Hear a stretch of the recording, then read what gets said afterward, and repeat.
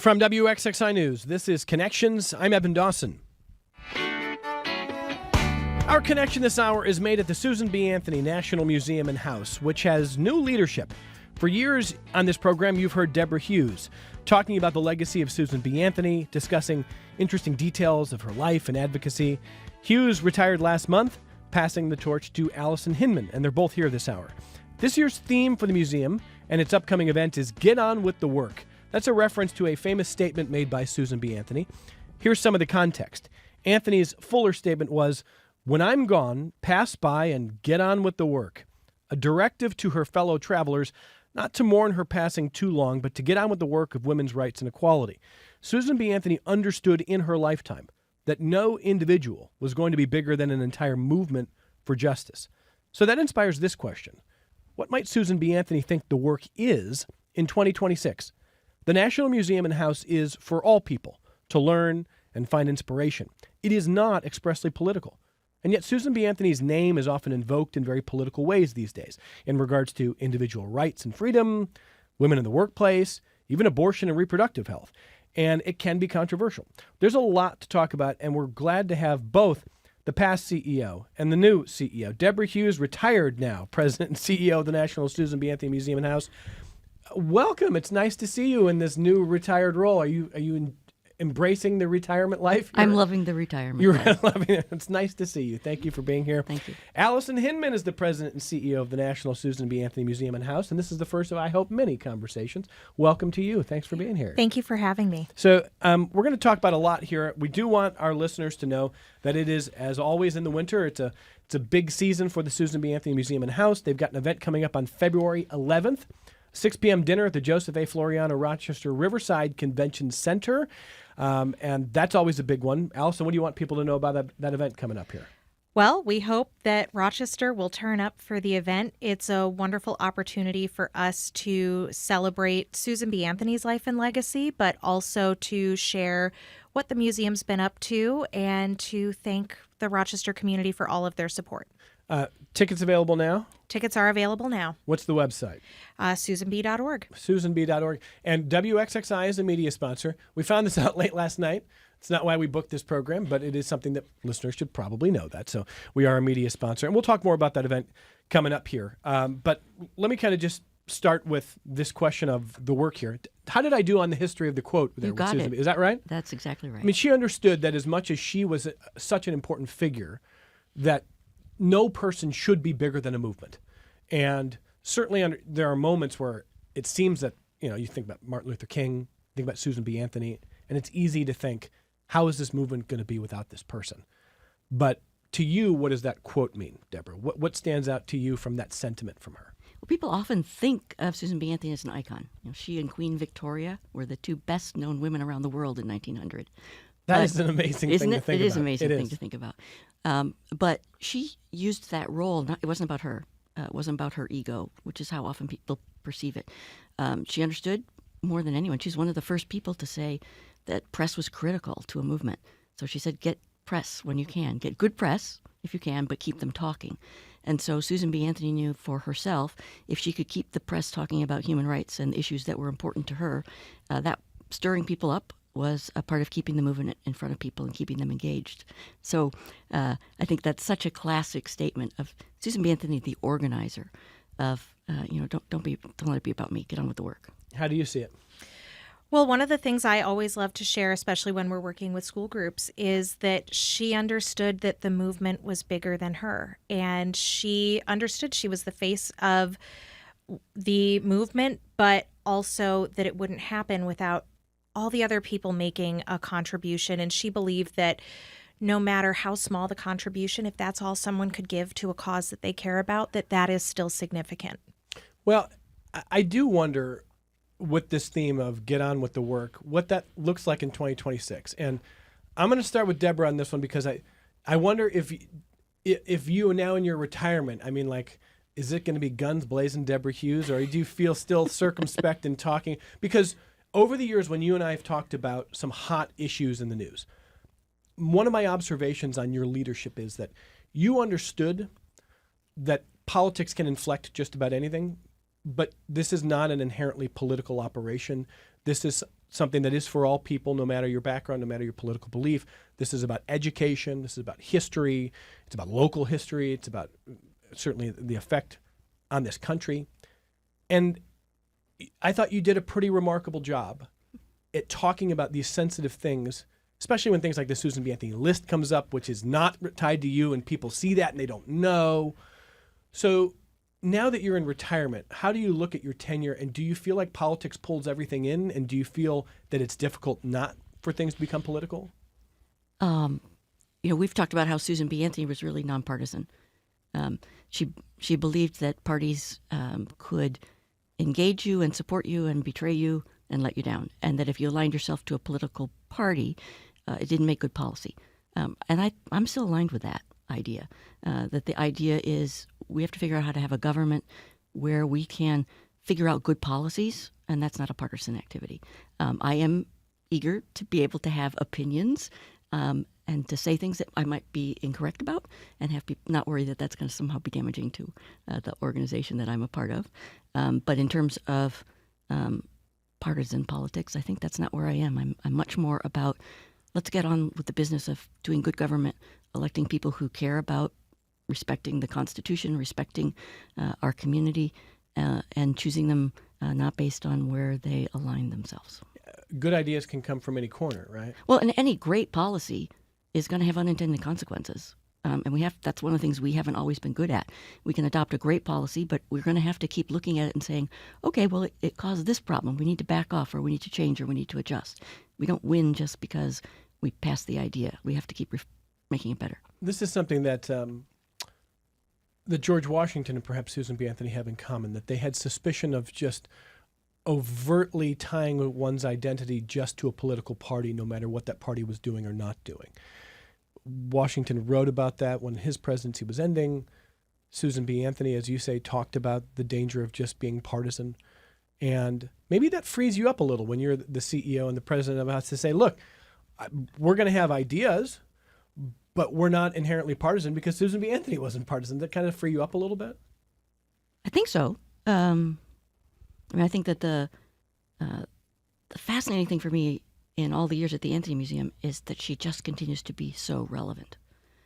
And she's relevant because she was immersed in a world and a time like ours. When I think about the questions people have asked when we've done speaking engagements, it's changed this year because people are really asking for where do we find the hope? And the way people think about the suffrage movement is kind of like cheerleaders or something, and they don't think about Susan B. Anthony, the abolitionist who dealt with the Dred Scott decision. They don't think about a person who had to deal with Plessy versus Ferguson and the Supreme Court taking us backwards. And she had to deal with, she saw progress and she saw huge blocks and major national changes that had to be frightening.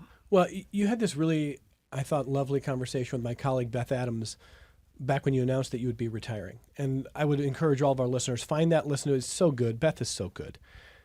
And you said something in that interview that I thought was really relevant to this moment, because if people are reaching out to the museum and house saying, where do we find hope? That's what a lot of Americans are feeling. No matter what side of the political aisle you're on, no matter who you are and what your background is, there's a lot of people feeling angst about the future and feeling a very negative moment, being pulled in a lot of directions.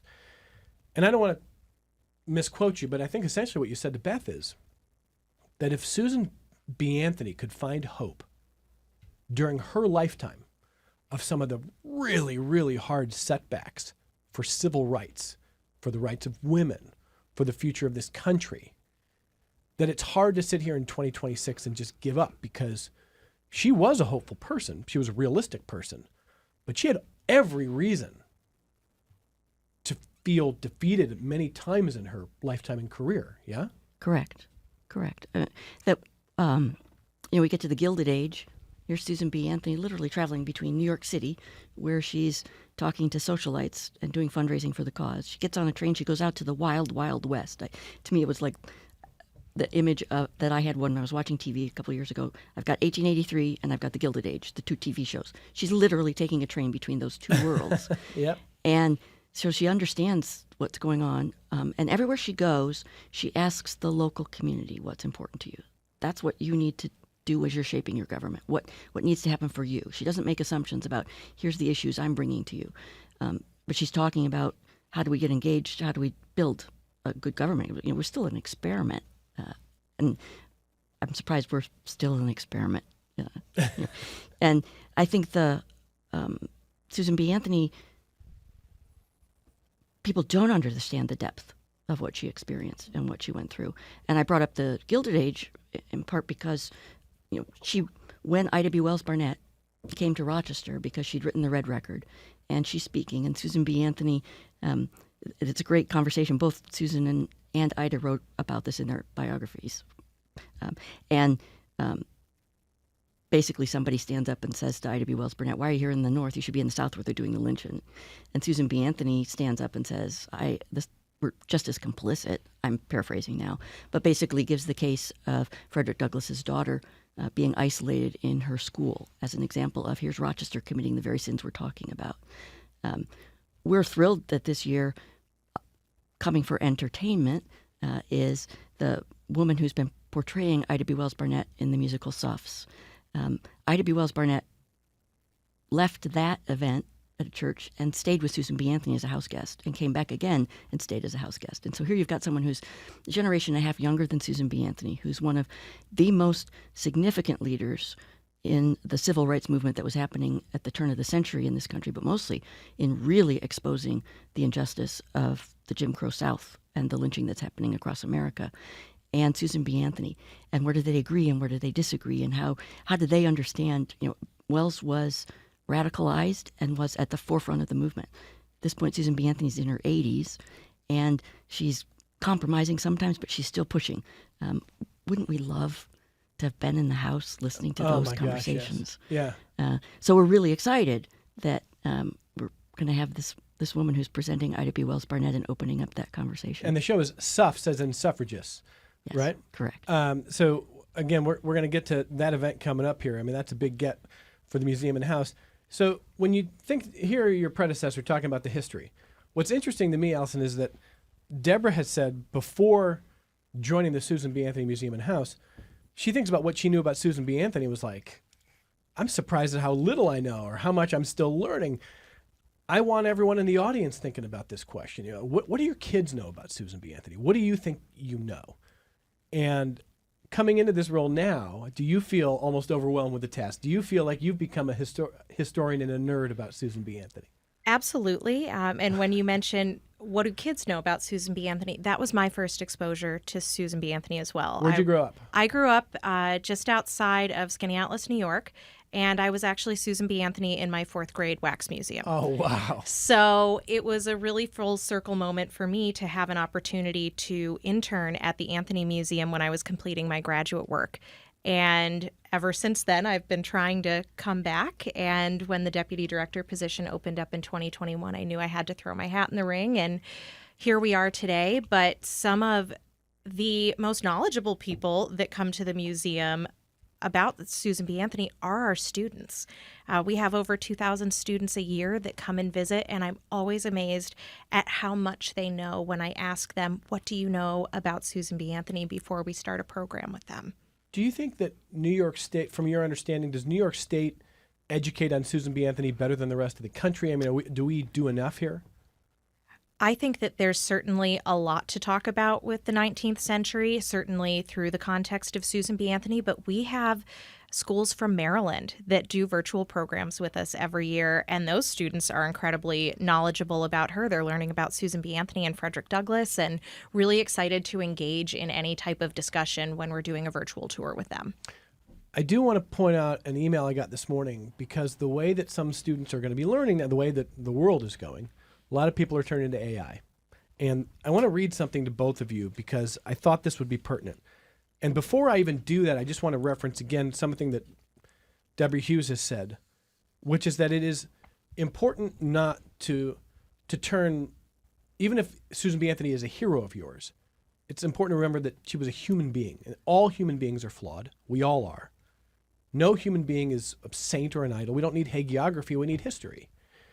And so flawed people is the way to learn about real people. At the same time, there's been a little bit of a sort of modern, in the last 10 years, sort of redefining or re-examination. So let me read some of what I saw here. Charles emailed me this morning to say, careful, I was in the East Avenue Wegmans over by where they have posters of Susan B. Anthony and Frederick Douglass and David Bowie and so forth.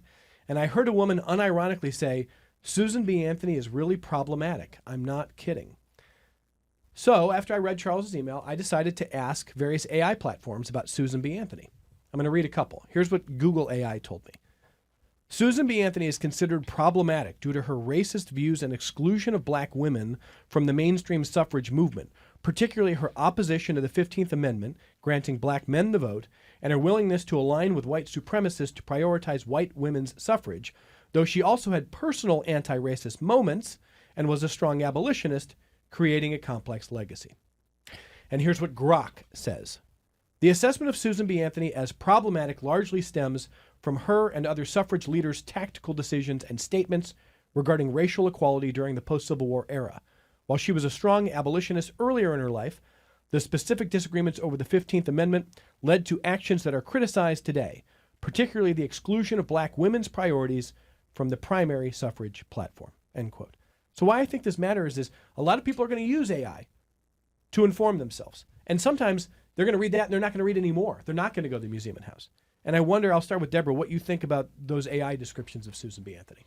I'll tell you a story. I did an AI search the other day about something, and then when I asked AI what the source was, they told me it was Deborah Hughes, only it was something I'd never said. Oh, no way. So that was quite an experience. Susan B. Anthony is a woman in the 19th century. There's no way she didn't inherit racism. You know, the world she's born into, New York State, still allowed the enslavement of human beings. What's remarkable to me is not that we see times when her internal bias shows up. It's remarkable how often we see her both struggling against that bias and calling other people out on that bias. My frustration about the 15th Amendment is there's a quote that's often used, and it doesn't even have anything to do with the 15th Amendment. And it's been misquoted by scholars, particularly Rita Child Dorr for years, and then by Flexner, and taken completely out of context. So if that's the story that demonstrates Susan B. Anthony's response to the 15th Amendment or to getting black people the right to vote, it's wrong. There are better stories. And I think that's one of the pieces about, at the Anthony Museum, I think the staff all believe that there's a real opportunity to use Susan B. Anthony's life and story to be anti-racist and to challenge people to be anti-racist. But the way to do that is to have the honest conversations. So if the people are dropping bad scholarship to present a point, that doesn't help us look at racism, honestly. Yeah, I understand the point because you've never told me that she was perfect, that she was some sort of idol of perfection and unflawed views on race and equality. You've acknowledged that she was imperfect, she was a product of her time, but you've also pressed that point to me that we've got to be really careful and really understand and read the words here. And when I look at what AI is saying about her, it is, I think it risks educating people in the wrong direction about Susan B. Anthony, and it could affect the way a lot of people think of her. Absolutely. If the Anthony Museum were to post something on social media that's a great quote from Susan B. Anthony about current events, immediately there would be possibly 200 posts that say, don't listen to her, she's a racist. So that becomes a tool for people who want to shut down the voice. Some of those are trolls and all that. And to me, that's frustrating because, I think the other piece is the stories that she has. As a white woman, I can learn more about my racism when we talk about Susan B. Anthony. An example would be when she's in high school or public school, actually, and she is outside of Rochester. She's with her uncle. She goes to a Quaker meeting, and she's shocked that at this Quaker meeting, despite her values, the people are segregated by color. And this is Susan's awakening, and she's 13, 14 years old, and she's saying, how can this be happening in a Quaker meeting? But then she also says, and they're really well-dressed and well-educated. It's like, well, Susan, you just reinforced ideas that people have about black people. Like she was surprised that they were well educated? No, she wasn't surprised that they were well educated, but it's almost like she could almost tolerate more that they were segregated. I see. So here's her classism. Here's other elements of that. Now, how many times have I heard other people say something like that? You know, it's the awful quote about, you know, that person is very articulate. Yeah. It's like, come on, well, we can talk. So that's an entry point to really say, okay, Susan's standing up for something. She's recognizing an injustice, and yet we see her bias in part of how she talks about her rights about it. The right arm quote, as we say, is my greatest frustration. It gets truncated to say that Susan B. Anthony did not support black people getting the vote. That's absolutely wrong. In fact, and that's a frustration for me. One of the pieces around when people say she was willing to align herself with some of the fundamentalists and some of the more conservative people in the 19th century is true. And we should look at that. But the reality is Susan B. Anthony had figured out that there was no way that we were going to get votes for people in this country if we didn't get a constitutional amendment.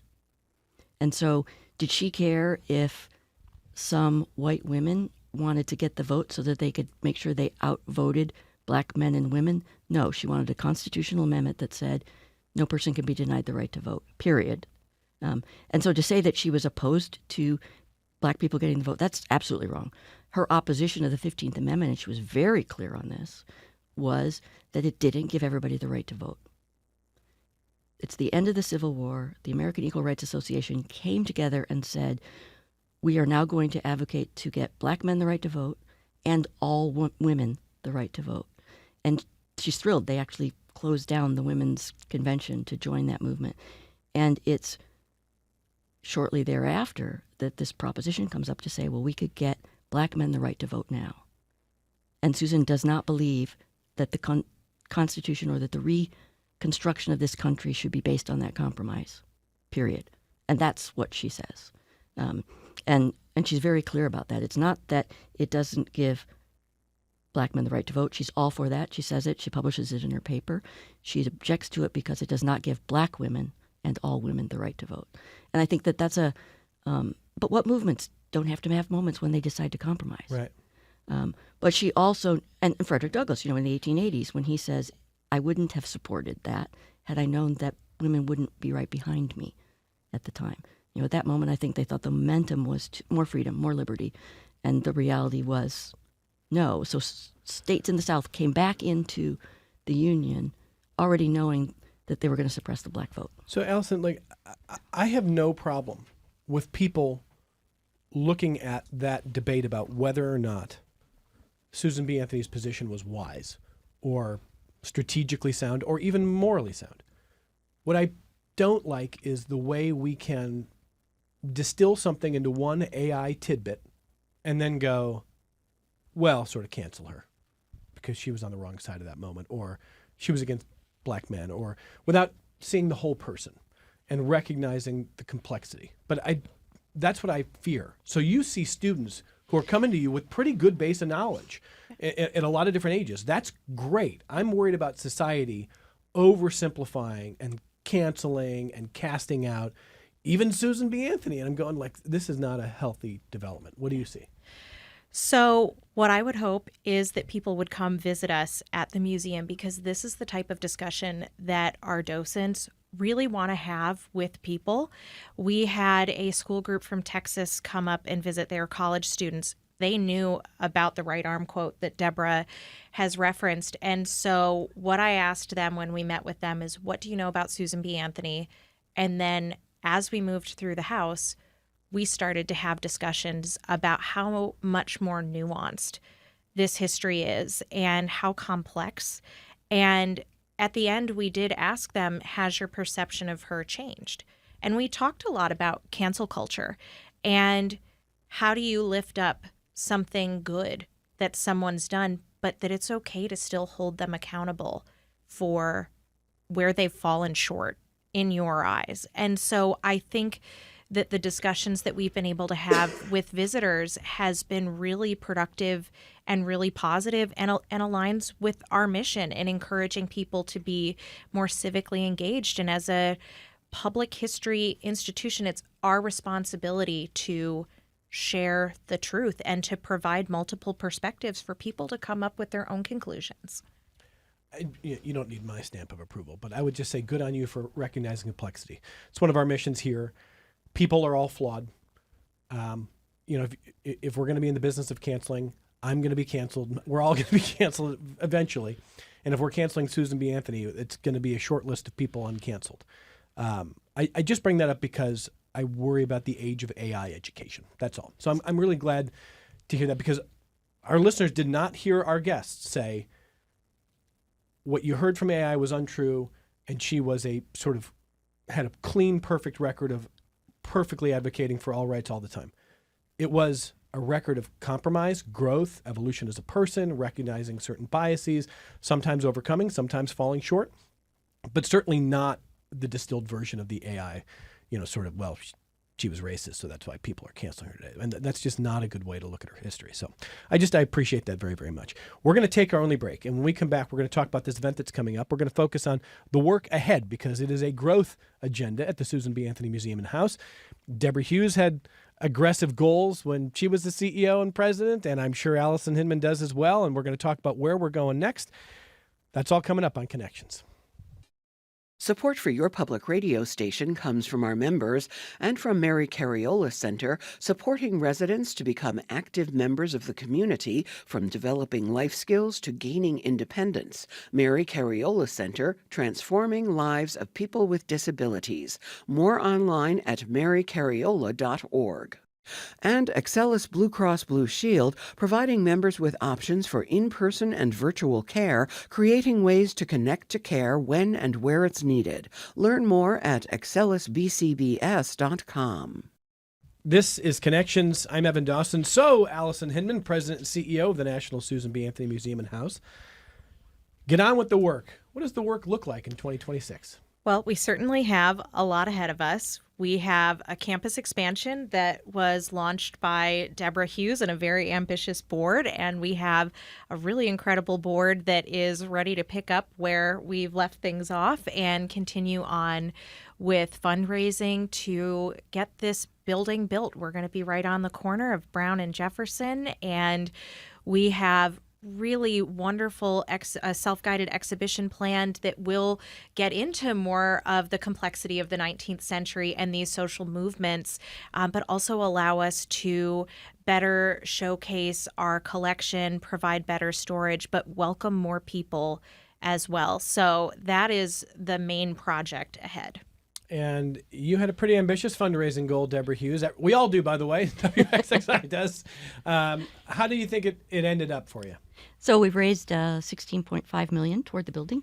To complete the building, we estimate it'll be $23 million. So that's the goal there. The overall campaign goal is still $25 million, which includes some endowment goal. Okay. And now you get to walk away and not be part of that, or are you still going to check in here? I'll tell anybody why it's a great thing to make a contribution to. You will be an ambassador. Absolutely. Okay. So there's a lot coming up for the Museum and House, and this event that is coming up next month here. What is the date? February 11th, which is what day of the week, Allison? It is a Wednesday. Wednesday, February 11th, 6 p.m. at the Rochester Riverside Convention Center. Tell people, if they've never been, and they can learn more at susanb.org, what is coming up for you then? So one of the things that we're going to be doing is honoring Deborah Hughes for her 18 plus years at the Anthony Museum. I was running some numbers, and we are coming on 80 years of being open to the public, and Deborah has been president and CEO for about a quarter of that time. And so the museum has certainly grown. So we'll be looking back on that and some of the major milestones and achievements of Deborah, but we'll also be having Danielle Fulton, who Deborah mentioned, portrays Ida B. Wells Barnett. She'll be performing a few songs and talking about what that role means to her and why it's important to be a part of a production like SUFS. All right, so that is all coming up. Tickets are still available at susanb.org. WXXI is a media sponsor, and that's not why we're having this conversation, but we are a media sponsor, and they would love, the Susan B. Anthony Museum and House would love to see you there on the evening of February 11th. So let's talk about what you think the work is in 2026 here. So, and again, if you just jumped in and joined us, I said get on with the work because that's the theme, and that is taken from a Susan B. Anthony quote. What is the work in 2026? Well, I think Get On With the Work has been the core of the mission for the museum for years. And it has to do with lifting up the values. If you go to the cemetery, there's a pillar in the midst of the Anthony family gravestones, and it's got liberty, justice, humanity, and equality around the four sides of the pillar. To me, those are the work. That's the idea of how do we continue to become and have a vision for a democracy that truly is a government of, by, and for the people, and that figures out how to be one of the brightest stars around the world for how to be a democracy and a government. Do you feel like the forces that are on the side of the work are strong, and the forces that are standing in the way of the work are also strong? Is this a hard moment right now, or do you think that there's momentum for you? I think this is a really hard moment for everyone. Why? Well, because we have had we've understood government on a lot of levels, how it works, how it functions, and suddenly none of that's happening the same way. The disruption is huge, and like any crisis, people keep thinking somebody else is going to fix it. But we're put into this chaotic situation where the crisis changes hour to hour. I thought, well, gee, if Evan asks what should we do, my answer would be, I don't know. But I know that none of the systems that we think are going to get us through this moment are the answers to that. And Well, elaborate on that. What do you mean? Yep. So in the 70s, I'm that old, and I was a student, and we were working to clean up and to stop nuclear proliferation. Yeah. There were talks that the Hudson River could be set on fire because it was so polluted.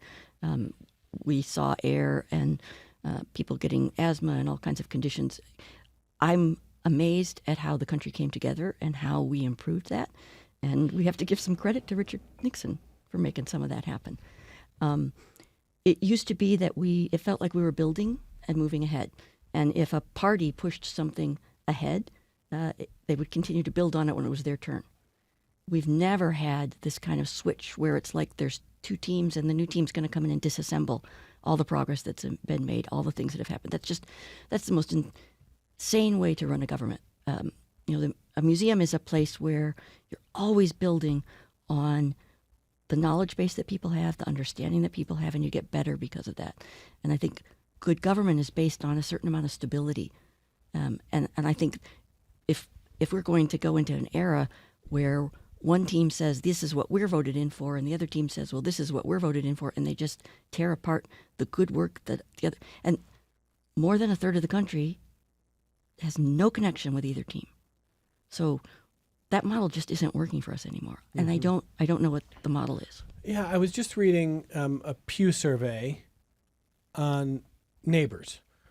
And Americans still have a lot of affection for their neighbors, although we are more segregated by political views, even in the counties and neighborhoods we live in. But even if you live in a sort of a politically or ideologically diverse neighborhood, you have a lot of affection for your neighbors, which I'm glad to see in this. And I think we're going to have a conversation soon on the show about this Pew research on this. So I find that very hopeful. And yet, when you ask people about ideological opponents, it sort of depends. If you're in that nonpartisan block, that independent block, you have more nebulous views. I think probably a little bit healthier views. But wow, people are finding non-human characteristics in people who disagree with them too easily. It does not feel like it felt 10 years ago, and it does not feel like it felt when I was growing up. The existential stakes of politics and news cycles, and frankly, the fragmentation of media feels really dangerous to me. And so, whether you're fundraising for an organization that seeks to educate the public, whether you're working in public broadcasting and media, wherever you are, everything feels more tense. And does that make it harder to fundraise? Does that make it harder to do your mission? Does that make it harder for people to sort of check in and listen openly to what you have to say? I'm curious, what do you think, Deborah? I think for the Anthony Museum, the challenge for fundraising is that people who like to support the Anthony Museum also have lots of causes that they're supporting. So it's not so much a risk that people will say, oh, I don't like what you're doing or where you're going. It's that they'll say, the best place that we could put money right now is here. And so we'll come back to what you're doing. I think that's been the biggest challenge. And to be honest, sometimes I agree with them. But who knew that the Smithsonian would be so disrupted in the exhibits that it's doing and the preservation of artifacts, that museums like the Anthony Museum would end up being a place that people can trust and have to be maintained. You mean in the long-term. past year? I mean in the past year. The Smithsonian, yeah. You know, the number of exhibits that we knew that were going to open that have been suppressed or taken apart. Some of the fabulous exhibits that I've seen in some of our national museums that have been disassembled because of their treatment about women's history, their treatment about history for minorities and particular groups. The huge disassembly of accessible exhibits. It's terrifying what has happened to our national treasures. And so in that sense, it's like I can see a critical moment to support something like the Anthony Museum, because our small museums are safeguards for our nation's history. That's really interesting. How do you see that, Allison? I mean, I certainly agree with Deborah. It seems like every few days there's news about what's happening in the Smithsonian, and that when you look at the history of museums, museums have always, there's been some type of common theme in how they've responded to different things over periods of time. I taught Introduction to Museum Studies, and one of the things that we looked at is when museums are first being developed in the United States in the late 19th century and how they're being formed. And then in the early 20th century, that's where you're starting to see curators going to places around the world and gathering objects. Around World War II, you see this really patriotic theme amongst museums where they're even planting patriotic gardens and teaching other people. But during the Depression, they're providing services for people that are unemployed to help them become employed and gain new skills. And so I'm interested in what is going to be our theme in looking back as time goes on. But I think the big concern with the Smithsonian is even the truth is there's censorship there in exploring multiple perspectives, which help people grow and consider things differently. And to have things like that eliminated is really dangerous. Let me try to steelman the perspective of people who wanted to ban or block some of those exhibits. What I hear them saying is, it's not that we want to teach the full and flawed nature of American history on women's suffrage, on civil rights, on treatment of people of color, of slavery. It's that part and parcel to teaching that is inculcating this idea that we are a naturally flawed country or a flawed people and that we should have a self-loathing. And we're just not going to teach that. We're not going to do that. We're going to focus on the things that make us great. What do you say to that?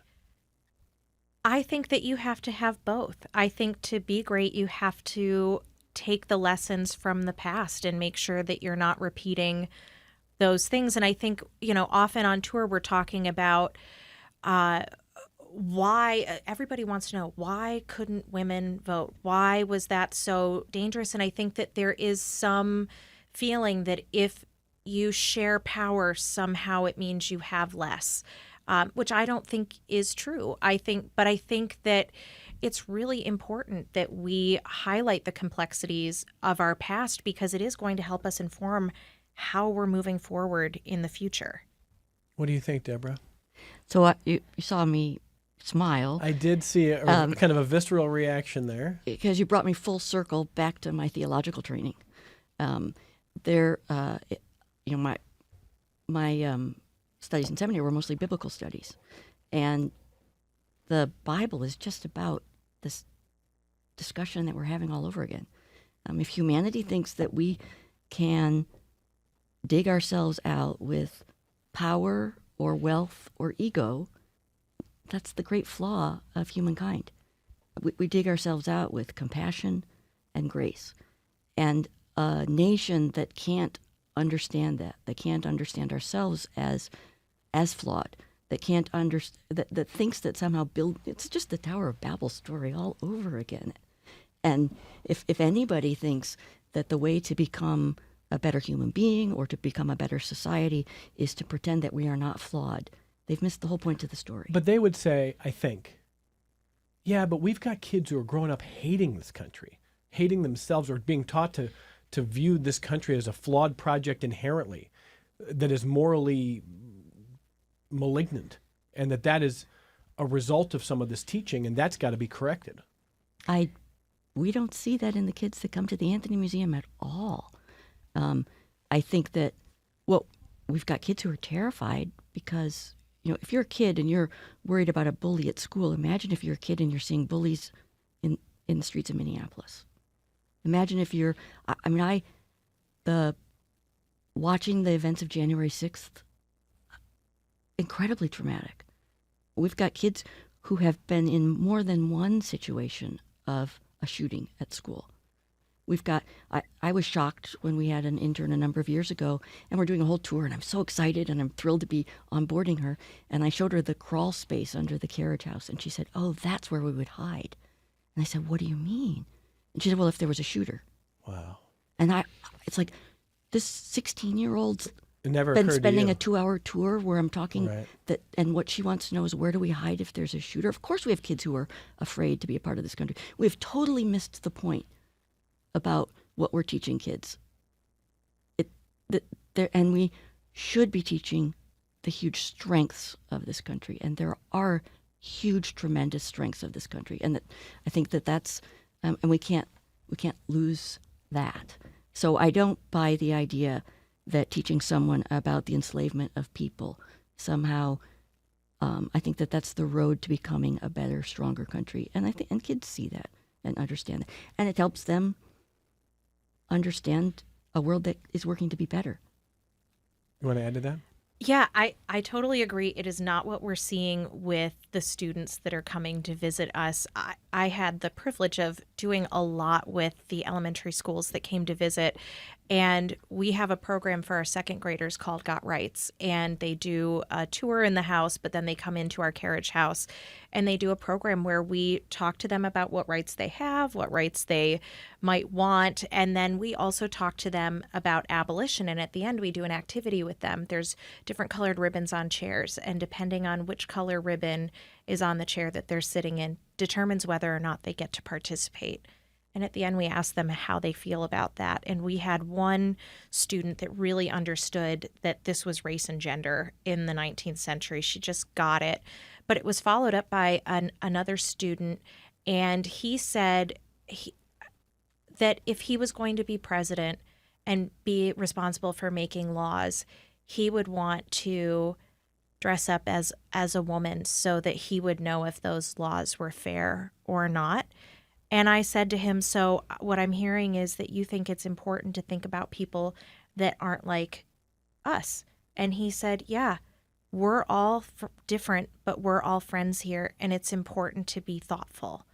And those are the types of discussions and thoughts that we're hearing from our second graders, from our fourth graders. They're learning how to use their voice and how to advocate for change. Our high school students are creating advocacy posters for causes that they care about. And we're not seeing that. We're seeing very reflective, thoughtful ideas from students. Wow. There's so much I want to still talk about. We only have a few minutes left here.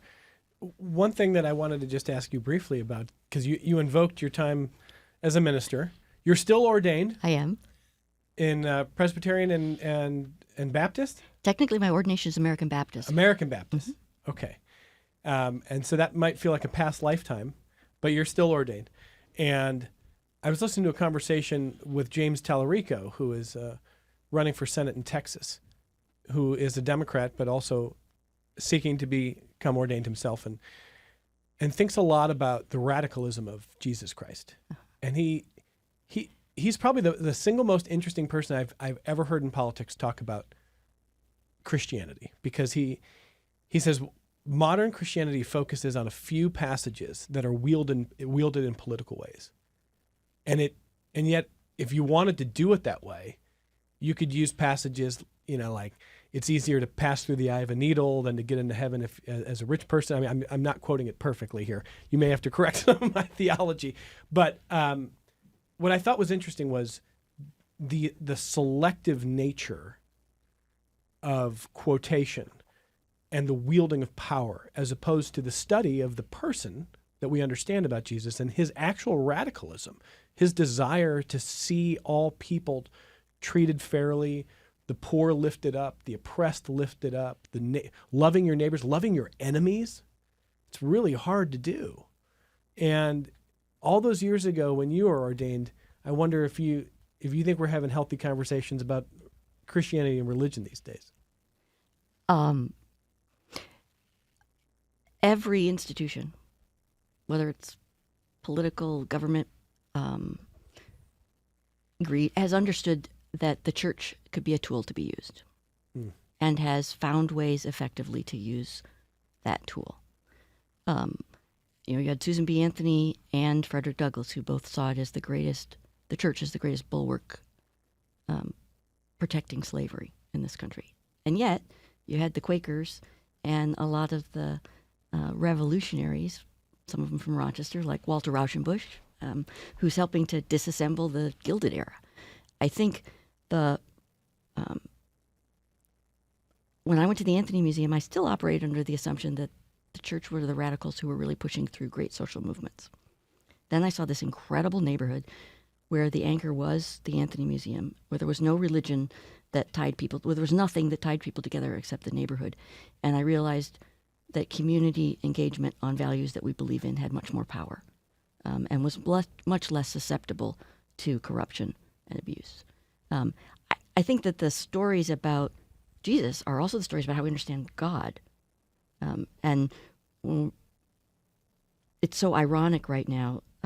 My understanding of Noah's story and the rainbow that God puts in the clouds is God's done this whole flood, and the people, whether or not it's God intended or not, understand this as punishment. They hadn't done what God said to do, and so therefore there's this great flood, and Noah and the animals survive, and Noah goes off and gets drunk, which people forget that part of the story. And then God basically says, I've learned that, I can't believe I'm paraphrasing God, it's a little uncomfortable, but basically says, I've learned that punishment isn't the way to get through to you people. And says, I'm putting my bow, and it doesn't mean it's his archery bow. It's the bow of punishment, the bow. Mm-hmm. I'm putting my bow in the sky as a reminder that I'm not going to be trying to teach you that way anymore. And so, to me, that's the idea. What are we supposed to, it's like, what's the work that we're supposed to be getting on with? Well, for me, that would be a question about my own faith. And to me, the work we're supposed to be getting on with is figure out how to be good people to one another. Figure out how to deal with all the horrific stuff and be really good, and that's what really matters. And and that Jesus aligned with that understanding of the Creator to me. And that's that essentially what we have going on here has at its very essence what Genesis says. God pronounced it good. Then we have to figure out what to make of it.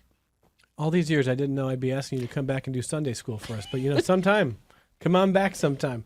In our final minutes here, I just want our guests to tell you what they're looking forward to most here. And if you've never been to the Susan B. Anthony National Museum and House, how do people engage with you, whether they're part of the school, whether they're individuals, they want to come do a tour, learn something? What do you want them to know? So the best way to get in touch with the Anthony Museum is to go to susanb.org, and we have tours that are available that you can register for online. We also have a lot of great partnerships. So if anybody is looking to take a cruise, American Cruise Line is coming to Rochester, and the Anthony Museum is going to be one of the featured excursions.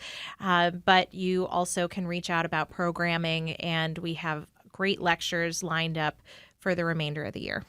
The big event coming up on the evening, 6 p.m., February 11th at the Joseph A. Floriano Rochester Riverside Convention Center is the annual dinner, and information, tickets available at susanb.org. I'll close with this. We've been talking about sort of that uneven march of history and the compromises and the strategy and trying to push civil rights ahead that Susan B. Anthony's life was all about. She did not live to see the first female governor in the United States. And a lot of the people who worked on civil rights did not the rights of people of color did not live to see the first elected black governor. PBS Pinchback is the name of the first black governor in Louisiana in the 1870s, but was not elected. The first elected black governor didn't happen till Douglas Wilder was elected in Virginia in 1989. It's amazing. The first elected woman governor was in Wyoming, Nellie Taylor Ross, 1925. And I just bring that up because, we don't know if there's going to be another woman on the ballot for president. It could be a Republican, could be a Democrat, could be otherwise. But briefly, how much does that still matter to you, seeing women on the ballot and especially at the top of the ticket? Do you think Susan B. would have thought by 2026 we'd have seen a woman as president? Susan B. Anthony understood that women can be as corrupt as men. So she wouldn't have said that it should be a gender. It should be the right person to provide the right kind of leadership. I always appreciate these conversations. And even though you're retired, will you come back sometime? Absolutely, Evan. Deborah Hughes is the retired president and CEO of the National Susan B. Anthony Museum and House. And Allison Hinman, I hope we get to see a lot of you in the years to come. The president and CEO of the National Susan B. Anthony Museum and House, congratulations on the new role. Please come back sometime very soon. Thank you. I hope to. And just one more time, listeners, it's susanb.org for all the information. If you've never been to the museum and house, chance to go learn more there, and a big event coming up about a month from now. We got more connections coming up next.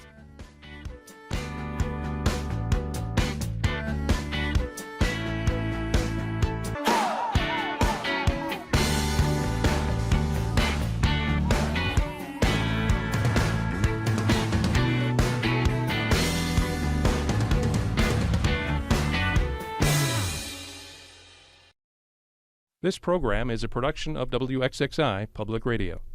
The views expressed do not necessarily represent those of this station, its staff, management, or underwriters. The broadcast is meant for the private use of our audience. Any rebroadcast or use in another medium without expressed written consent of WXXI is strictly prohibited. Connections with Evan Dawson is available as a podcast. Just click on the Connections link at WXXInews.org.